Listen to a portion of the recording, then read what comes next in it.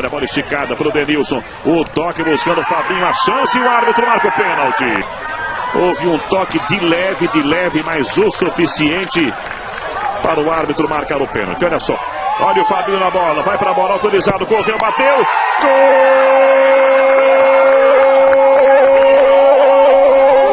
Gol do Guarani. Fabinho. E o Fabinho faz a festa com os companheiros, dá um abraço carinhoso no Rodrigo Paulista. Cara, a marcação fez a finta, bateu para trás, vai sobrar com o René, dominou, prepara, fintou, a falta sobre ele. Entrada de grande área, olha, um palmo a mais, seria pênalti, viu?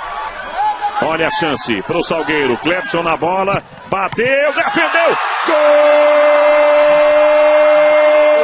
do Salgueiro!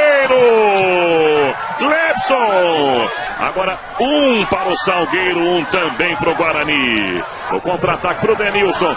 Tomaram a bola com o zagueiro, tenta a finta. Na recuperação aparece Sérgio. E a bola ficou com o Fabrício, bateu pro gol no canto. Gol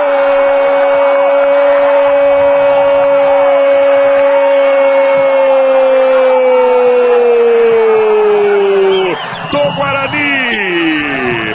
Fabinho! Agora 2 para o Guarani, 1 para o Salgueiro. Desce o Guarani, Felipe cruzou com perigo, a chance, toque pro gol! Gol do Guarani! Fabinho! Agora 3 para o Guarani, 1 para o Salgueiro.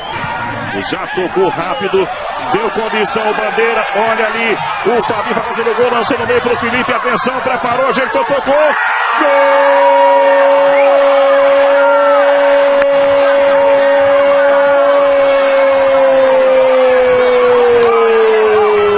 do Guarani! Olha só, o Fabinho podia ter feito o gol, mas preferiu tocar, e aí o Felipe foi entrando e tocou bonito. Sem chance para o Danilo. Agora 4 para o Guarani, 1 para o Salgueiro.